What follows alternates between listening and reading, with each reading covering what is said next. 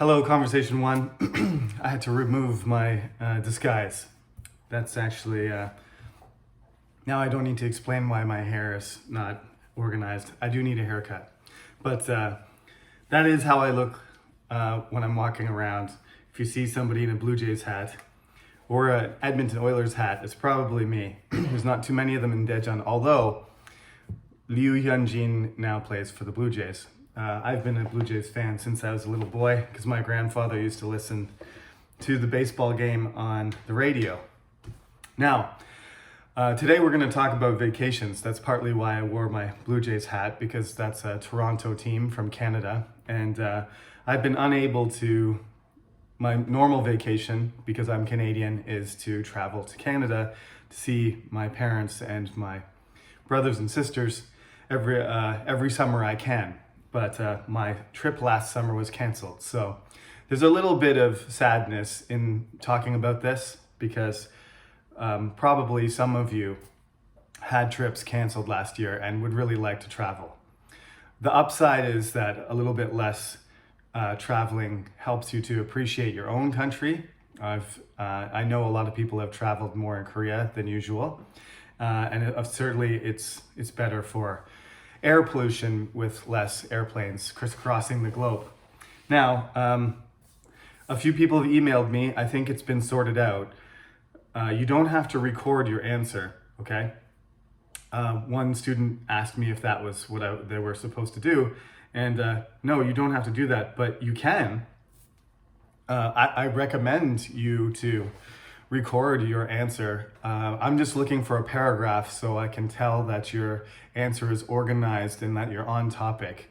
Once I get them back, I think the period should be closing tomorrow. This is Sunday that I'm recording, so I'm a day ahead because we did have some issues with Cyber Campus and uploading last week. So I'm going to try and get slightly ahead so that doesn't happen and people aren't concerned that they don't have access. But please be patient on Monday if the video doesn't go up. Some people have subscribed to the YouTube channel, so my plan is to just upload it so it's there and enable the link to the Cyber Campus on Monday for the Conversation One class, okay? And if you're it'll be the same for all 3 conversation classes, no matter what day you land on, okay? So, of course, recording an answer is great practice for the midterm. The whole point of this whole schedule we have for the first 6 weeks or so is to get you used to answering questions that I'm asking you. So, last class we did the job criteria one. And we talked about all the different aspects that you might consider when you're choosing a job or when you're analyzing a job, whether you're giving somebody advice or you're deciding that you want to leave a job or that the job isn't up to your standards. There's all kinds of reasons why you would want to break down different parts of the job. So we had a list of job criteria, and I won't go over them again, but I do want to point out that I give you a topic and the exact question is going to be phrased differently, just like in real life. So when I ask you about the topic, I might say something like, what is most important to you in a job? Or what's a job that you're interested in? Or what makes a job attractive or unattractive to you? There's different ways of phrasing it. And you don't have to know exactly the nuance of the words that I'm using. That's not important. And it's not important in an interview either. If you get the gist of the question, you know what you're going to do. If I say, what's your dream job? Then that's a more particular question. But I'm not going to do that, okay? But if I did do that, then you would have to choose a job that you thought was perfectly suited to you, or just had an extreme amount of money or satisfaction, or there was it was permanent, so you'd never have to worry about losing your job, whatever your most important criteria would be. But anyway, no jobs are perfect, so these tools are quite important, especially as you're a young person and you're going to be looking for a job after you finish your education, presumably. Usually all the hands go up when I said, who wants a job after university? Very rarely do people say, not really. Okay, so there's that. Make sure you submit your homework. It's half of a page. Just write a half a page about yourself. And next week, the homework is about jobs. And we're 1 week ahead, remember? So you might have to go back to last week if you haven't done your homework yet. But since we're 1 week ahead, I guess this helps you. It helps encourage you to do your homework earlier, which is a very good habit. I'm actually a student right now as well, and I'm doing seminars. And last week, some of my lectures were uploaded late. I was sick. Some students emailed me some very considerate emails. I thank you for that. Some conversation students emailed me and said, "Professor, are you okay?" I've never had anybody actually say that about a YouTube video, but some of my family and friends said that I was sick. So thank you for noticing. I got sick on Monday, some kind of food poisoning or something. So last week was a little bit of a struggle. And I had to do some of my homework on Wednesday night for Thursday. And I had to do some of my video lectures in the morning when they were being uploaded. And that's not a good way to organize yourself. I know you're freshmen and you're probably going to do it anyway, but if you get a little bit ahead, if you get sick, you don't have to suffer like me. And if you get ahead, then you can just you have time to do what you want to do. Okay? Just a little piece of advice there. All right, so let's get into this week's chapter, which is we're going to talk about great vacations, which is, I think it's a more hopeful topic this semester. Last spring, I think people were coming to the realization, slowly coming to the realization that traveling wasn't going to return for at least a year. We can kind of see the light at the end of the tunnel now. I don't think there's going to be much traveling this summer, but I think we're going to have a much more fun summer as the vaccines roll out and the cases start to drop off and more things become available. We're going to have more fun, but the truly, vacation experience that young people seek and elder people enjoy is not going to return probably until, I hate to say it, but 2022. We're still a year off from doing a lot of international travel. So just accept that. And it's just like when you're stuck in a job and you're working and you have no time and you need to save your money, and a few years down the road, you're just going to quit your job and you're going to go off to Europe for 3 months. Just look at it like that. I worked in a factory every summer and I went to school for 5 years before I got to do my traveling. So 5 years is longer than 2. There's all sorts of different places you can go. That's why people love traveling so much. It's hard to make decisions about of where to go, especially when you don't have that much experience. So we're going to keep the questions open-ended. They give you a bunch of pictures to look at and some samples here, just like usual. So you're supposed to look at what the people are doing. They're standing in the airport, got their carry-on and their checked luggage. And then you see a bunch of pictures of people doing various things in various places, and you have to match the pictures to the descriptions. So there's one given there for you. Picture C is a picture of a family, young family, camping. Which is one of the activities that I enjoy the most. My style is to get away from the hustle and bustle of the city, of my job, and the noise and the pollution, and get as far away from civilization as, I shouldn't say I guess I should say civilization. What we decide is the industrial life that we live, where every minute has to be, carefully, organized, and the schedules have to be very, very tight, and every minute counts. I like to be in places where I could just lay on a rock for an indeterminate amount of time. I don't even know. I don't have a watch. I don't have a phone. I could be laying on that rock beside the lake, listening to the frogs and the fish and the moose and the raccoons. And it could be 25 minutes, it could be 3 hours. And the only way I would know would be the movement of the sun and my own subjective experience of time. That might not appeal to you, but this is the kind of thing I want to know from you. This is the kind of thing I want to know about what you're seeking in an experience, okay? But you may not, maybe you haven't had this dream or experience. I've actually done that. So I dream about doing it again. But you may not have an idea of exactly what you want to do. So you have to come up with that too. And you have to get some inspiration. So there's all kinds of things. There's travel blogs, and there's magazines, and there's agencies, and there's YouTubers, and there's videos, and you have to go through them. And again, you have to kind of come up with a string of criteria. You might get tired of hearing about criteria by the end of this class, but it's just a very easy way, it's a very convenient way of making measurements of things that are not easy to measure. They're just qualitative things. So you're just going to say, well, that looks really interesting, but on the other hand, this aspect of it is not that great, right? I'm reminded of if you want to check this out on YouTube, there's like a roller coaster in the mountains in Switzerland, and it looks incredible. The view is just unbelievable. It's gigantic. The roller coaster goes out of the mountains and into the valley.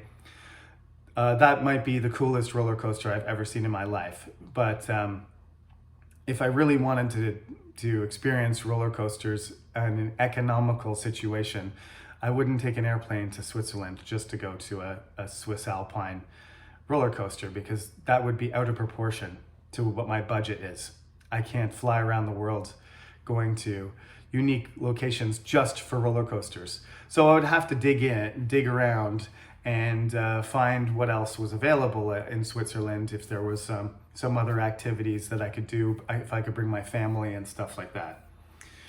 So the question is for this week, always there's going to be sort of a magic word. It's vacation this time. I could ask you something like, what type of vacation do you like? What kind of vacation do you prefer? And are you the traveler or tourist type? So we always do this in class. It's an easy way also to kind of decide, to categorize what you are as a traveler, okay? So a traveler, first of all, we often say trip. Koreans usually use the word, I'm gonna take a trip. I'm going on a trip, right? Remember, trip as a verb means to fall down. So you have to kind of use it properly as a noun. Otherwise, you can't say I'm going to trip, because that means I'm going to fall down on the ground, not I'm going to go to another country or visit another place. So you have to say I'm going on a trip, or I'm taking a trip, something like that. So when you take a trip, you can go extremely one way, the traveler type, the backpacker, individual, low budget, off the grid type, which is closer to camping and avoiding crowds and what we call tourist traps, actually. But you could go and see all these famous things, but you would do it in your own way.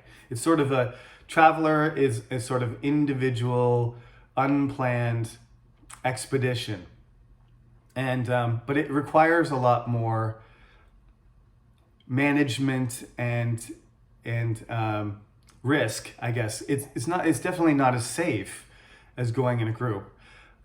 So I'll just list to you some things before I get into some more detail about what a traveler is versus a tourist. Let's just consider these things, okay?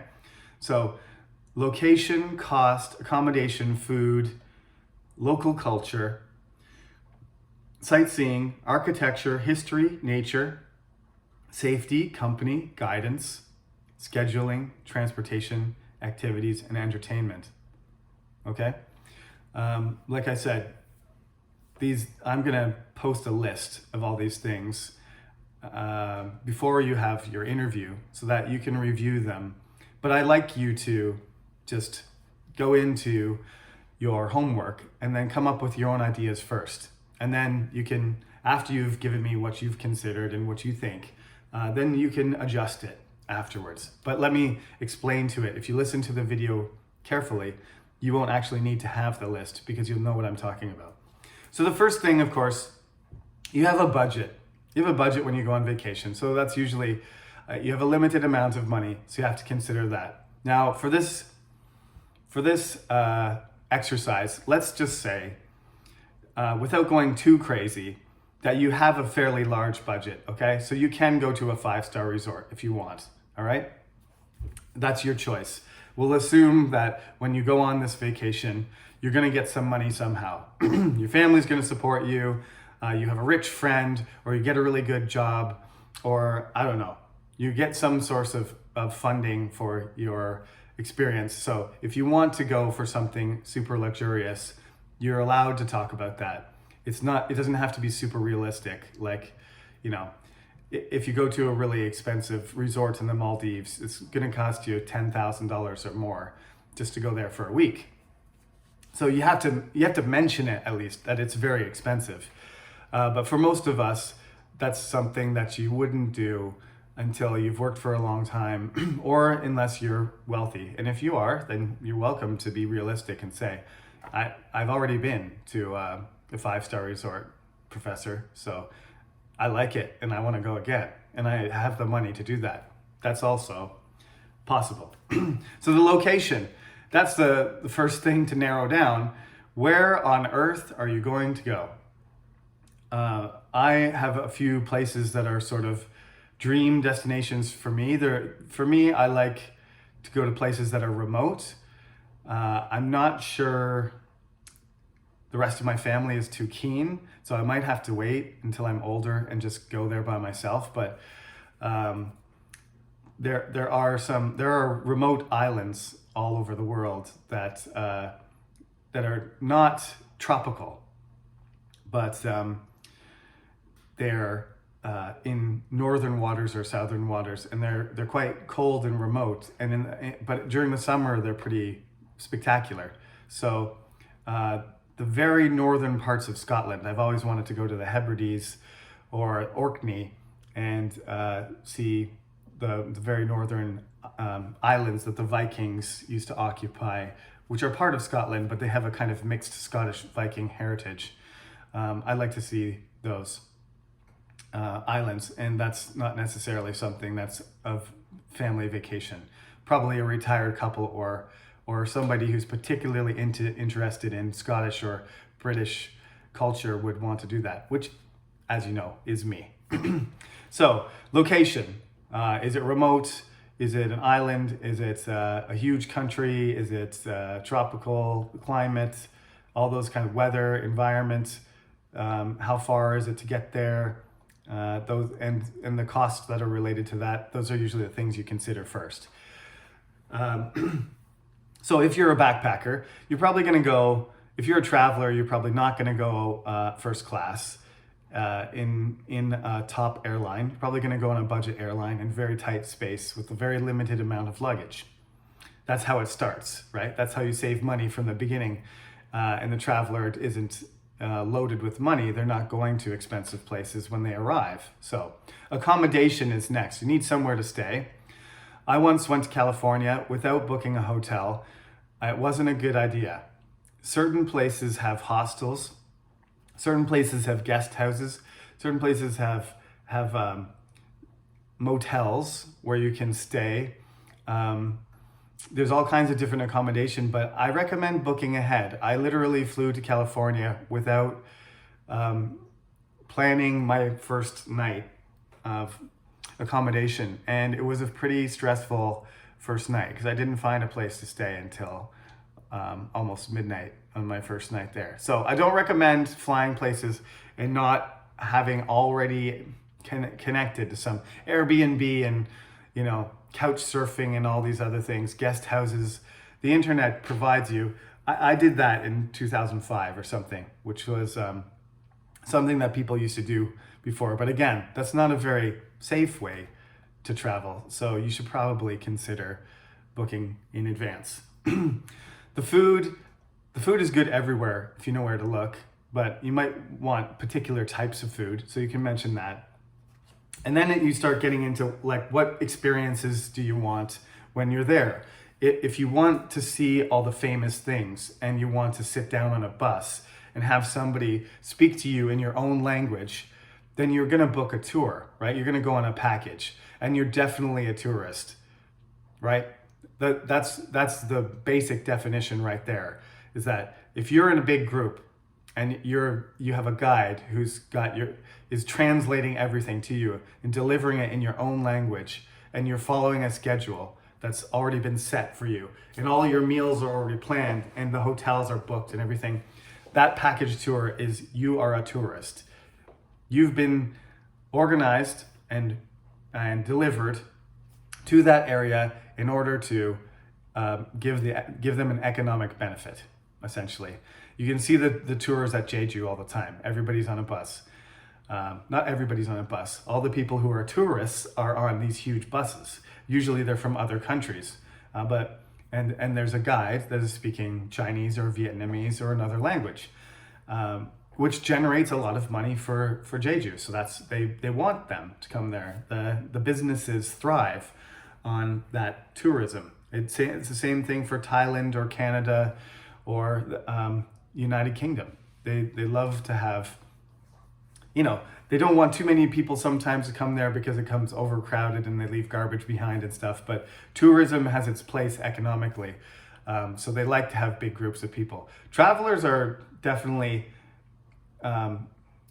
leave less of a footprint on an area. They don't invade in large groups, like hundreds of people. They usually come in sporadically, a few people at a time, and they tend to try and follow local customs and try and fit in and use a bit of a language. So, I think sometimes it's tough to be a real traveler, but you get more intimacy. You get to experience what it's actually like to be in that country, rather than having this sort of watching everything through a window or through your camera and listening to everything from somebody else's voice who's an expert in the local culture. Of course, you get lots of information, but is that what you really want? Or do you want to actually experience something?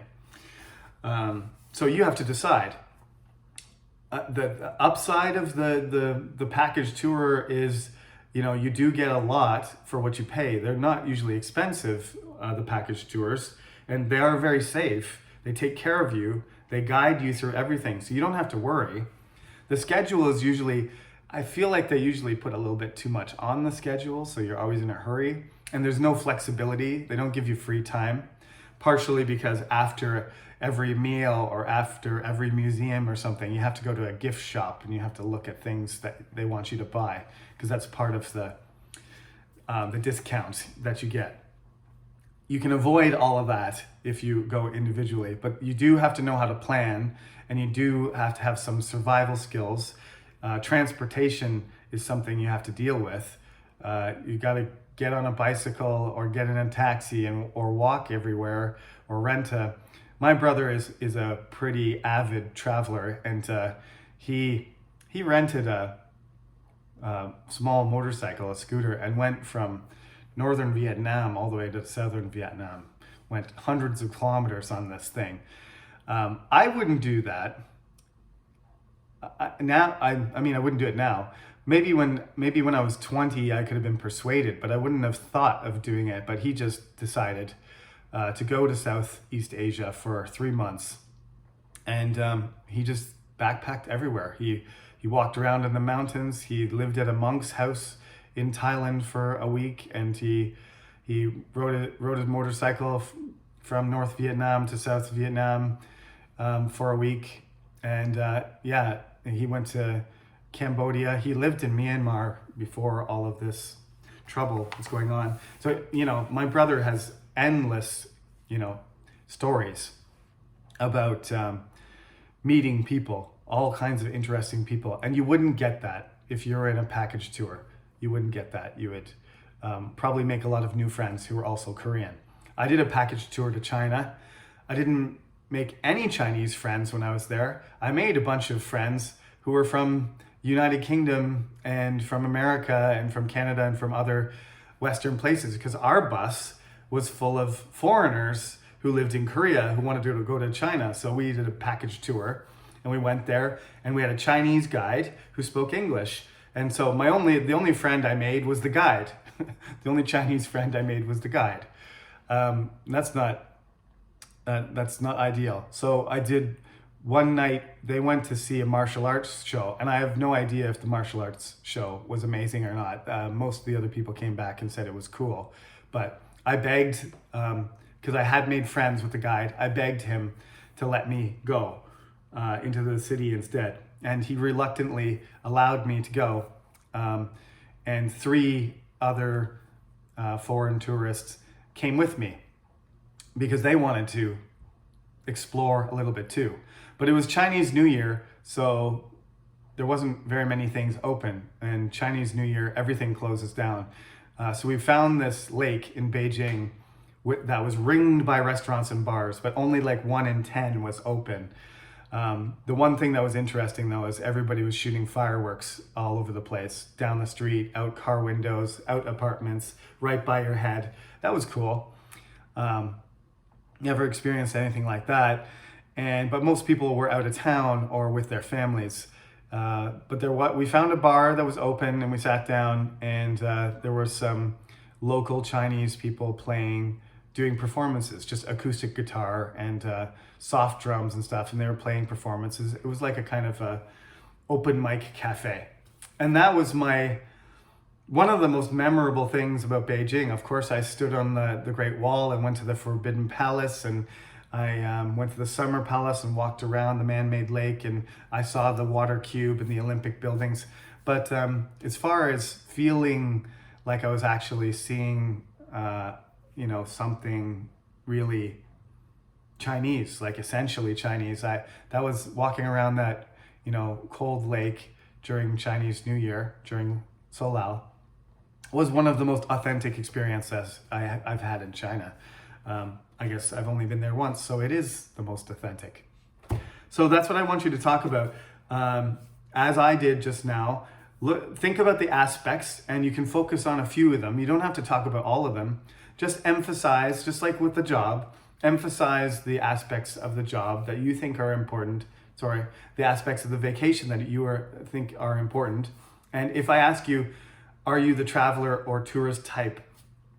Sometimes students have trouble choosing, but I would like you to choose. So just say, you don't have to say, I'm definitely a traveler or I'm definitely a tourist, because I like both too. Family vacations are usually touristy, right? You don't usually go backpacking with little kids. I have a 3-year-old and a 6-year-old. We're not going to take them backpacking, but we could go camping, which is more traveler-ish. But anyway, lots of people like the resorts too. They like the camping thing, they like the backpacking thing, and they like the comfortable, luxurious resorts. So you can say both, but I would like you to lean one way, choose one. Choose one type it's about preference. It's not like you can't do the other one. Just tell me which one suits you more. Just like when you're evaluating a job, okay? There's no perfect jobs. There's no perfect vacations. I've been on many. Some of them are great. Some of them are less great. But there's no perfect vacations. Things always go wrong. So consider what kind of vacation you would like. There's lots of suggestions in the textbook for activities and stuff. If you're activity oriented, snorkeling, shopping, museums, dancing, hiking, rock climbing. A lot of the vocabulary is related to grammar. You use the word go plus the gerund, right? The noun form with ing. So I usually go sightseeing. He, in the past tense, he went sightseeing. I'm going hiking in the future tense.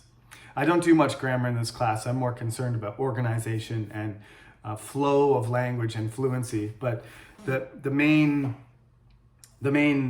grammar point for this lesson is the gerund, go plus using a gerund. So you got go swimming, go shopping, go to the beach, go dancing.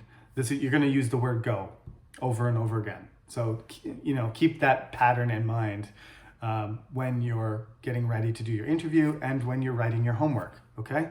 So again, the homework periods finish just like the cyber lecture. They finish on Monday, and then the next due date, opens up from Tuesday, okay? So you get to see your lecture tomorrow, unless you log on YouTube early. But remember, you have to access the cyber lecture during the period. I'm doing this to make it flexible for you. So you don't have to do it on the day of your class. But if you want to, if that's comfortable, you can, okay? But just remember, the cyber lecture itself is not gonna roll over until midnight. So if you're a Monday class and you haven't done your cyber lecture yet, you have until tomorrow at midnight to get it done. And then Tuesday, it resets. All right? Okay, I hope everything is good. We're definitely going to have a Zoom meeting for each class to explain how to approach the questions for the interview. But I think everything's going smoothly. I'll see how many people submit the assignments. If something goes wrong there, then we may have to have an emergency Zoom meeting. Otherwise, we'll proceed through the 5 or 6 topics that are pre-midterm, and then we'll have the Zoom meeting then, okay? So for now, we're not doing Zoom meetings. I've had a few emails asking about that. Just watch the recorded lecture, do your homework, and check any information that I post on the website, and you're fine, okay? I think that's all that needs to be said for today. So it is Sunday that I'm recording, which is good because this should be ready bright and early for you tomorrow. So have a good Monday, and thank you for listening to the lecture again today. Take care.